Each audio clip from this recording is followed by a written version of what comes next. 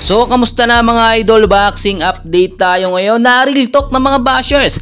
Casimero Cuadro Alas, tinawag nga po na boy hingal ng ilang mga bashers niya. At sinagot naman ito ni Casimero, no, at sinabi, eto namang si Marlon Tapales daw, anong itatawag kung ito'y ma-knockout nga daw sa laban ni Naoya Inoue. Subukan daw kasi magboxing ng ilang mga bashers dyan nang malaman nila ang katotohanan.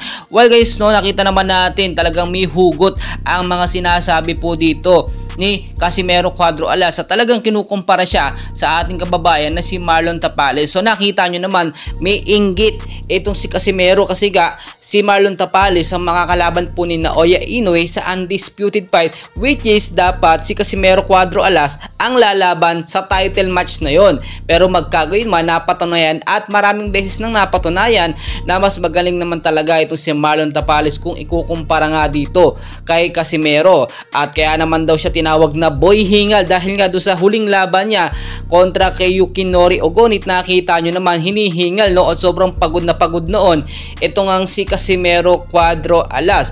At ang sabi pa ng ilang mga netizens, magharap na lang, no, itong si Tapales at si Casimero nang magkaalaman kung sino talaga ang magaling sa ring. Well guys, alam naman natin, no, nasa isipan na nga po ni Casimero yan, pero hindi pa po pwede ngayon kasi nga may nakahanda pong laban sa December 26 si Marlon Tapales kontra kay Naoya Inoue, undisputed fight yan. At nakita natin kahit may laban ng kababayan natin, walang ibinibigay po na suporta ito nga pong si Casimero Cuadro Alas at tila gusto niya pang labanan, no, or mas ipakitang mas magaling siya kay Marlon Tapales para mapansin nga po ni Naoya Inoue.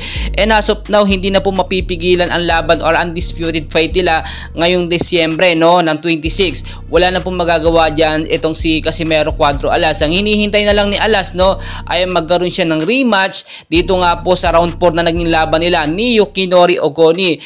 At sa pagkakataon po ngayon, mag-ingat na talaga itong si Casimero at talagang galingan niya yung ka-impress naman sa mga laban para hindi sabihan siya ni Naoya Inoue na hindi impressive ang laban. And well guys, alam naman natin, no, sa boxing talaga kailangan dyan magaling ka. Impressive ang mga galawan mo. Hindi ka pwedeng magdahilan na ganito lang ang galaw mo. Dapat may maipapakita ka at maibubuga para labanan ka na mga kilalang boksingero. Yan po ang nakita natin dito kay Marlon Tapales. Napaka-agresibo. Halos araw-araw po siya nagka-training at pinapakita niya po sa publiko. Wala po siyang sikreto. So nakita yon ni Naoya Inoue at naging hint yung kay Inoue na madali niya matatalo itong si Tapales dahil nga laging broadcast ang mga training at mga practices. Pero may nakalimutan si Inoue na hindi alam dito sa ating kababayan na si Marlon Tapales yung mga sikretong training talaga na hindi po pinapakita sa publiko.